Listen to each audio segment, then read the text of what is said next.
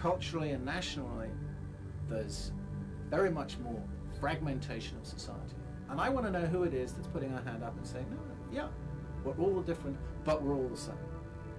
Who is it that's saying, we're all the same? And I think that Neil Tetkowski, in this project, is saying, there is something that makes us all the same. I'm Neil Tetkowski, the founder and creator of Common Ground World Projects. When I first heard about this project, I thought it was a crazy idea, but it might be crazy enough to just work because Neil Tetkowski was involved.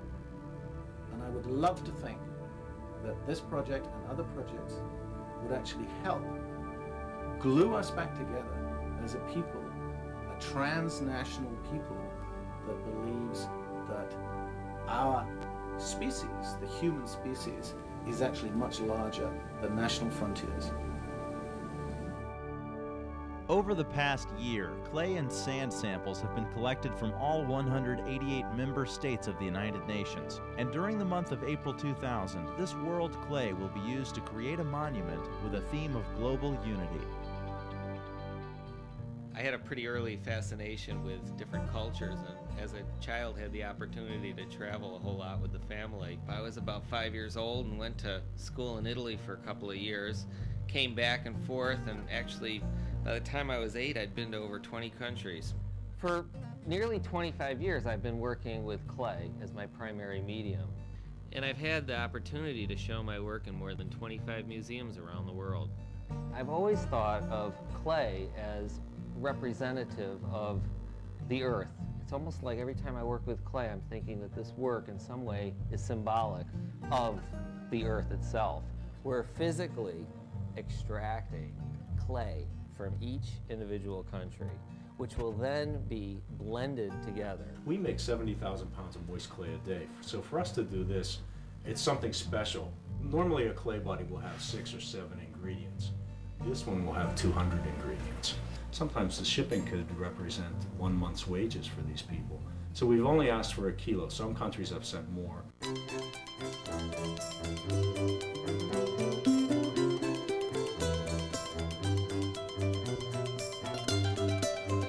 Great! Namibia. Oh, and this one came this week. This is from Gambia, Malaysia, Tajikistan, Sao Tome and Principe, Samoa. Nigeria. Ooh. Ooh. This is Morocco. Oh, this is funny. This was Antigua. That's the country that we got the letter from the Prime Minister. Mauritania. So anyway, the hairdresser got this blue clay from Haiti. Togo, Sudan. Here's Paraguay. Oh, this is Tajikistan. St. Vincent, Cape Verde Islands. Each one of these represents a major effort. Clay from Armenia. This was a tough one. The world clay is going to symbolize a real essential ideal of the human race, that as a unified whole we can operate a lot better than continuing and fighting factions around the world. The specific word mandala comes from Sanskrit, and it means sacred circle. So I chose the image of a circle to represent this common ground concept. A very effective way for an artist to build an idea and to have it grow is to actually try it out. So I've created several miniatures of the project as I see it on a large scale. The clay gets mixed together, okay, but we're going to do several things with it. We're going to make this big circle. The actual finished work will be 7 feet in diameter, and after it's fired it will be mounted on a steel grid hemisphere and mounted on a marble base. And then we're going to have these representatives from each country do this kind of ceremonial participation where they're going to place their little piece into the big circle, and these little pieces are then going to create this spiral image within the circle. In the center there will be 2 handprints. The handprint of a very old person will contain the handprint of an infant, and this will give a very specific picture of the theme of generations through humanity. The problem is, how do we get clay from North Korea? Last night I got through to Guyana. Call them right back and get the name. Found out that the clay is on the way. So what happened? They referred you to someone and then you got a machine? Yeah, I got a machine. Did you get a name? And I also also got through to Dominica, which is a little island in the Caribbean. Call them back and say you left a message.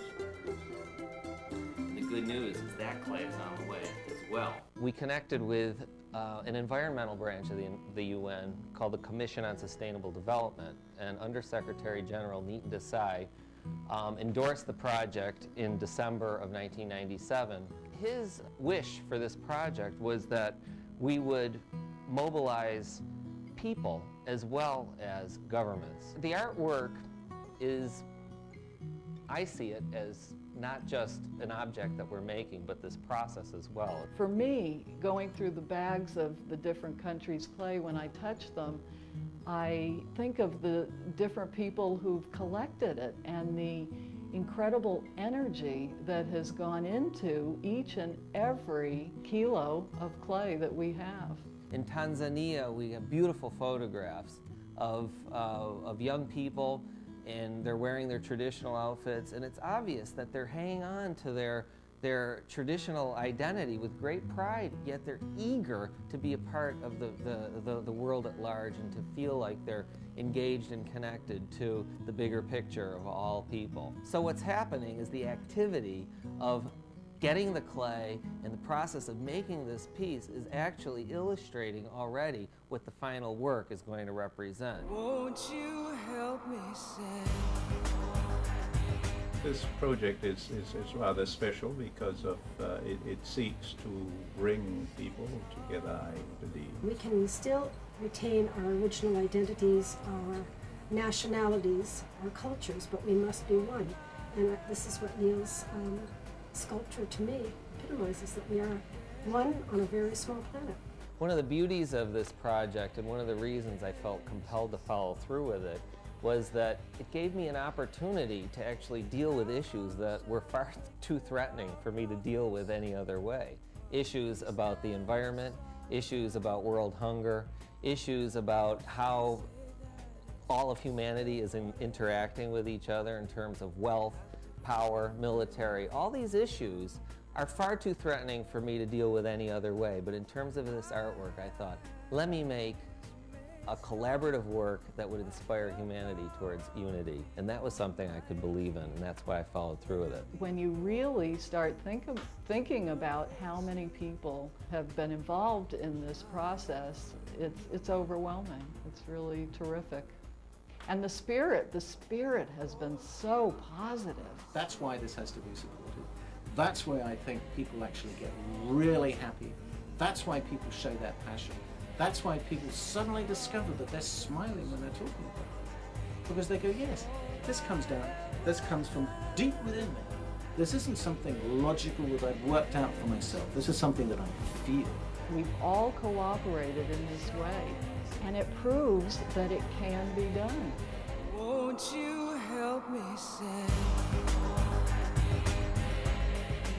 Common Ground World Project got to this point through the generous support of people around the world who have donated their time and talent. The project was initially funded with $50,000 donated by 15 individuals. New financial support is urgently needed to mount the exhibition and document the creation event at the United Nations in April of 2000.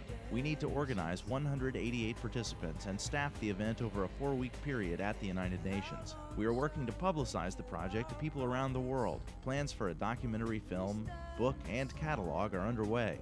To complete the vision, 6 satellite projects are planned.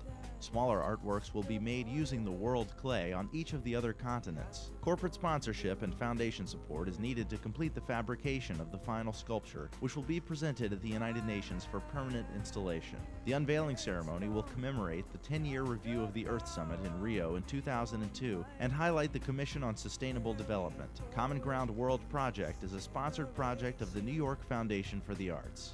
Triumphant.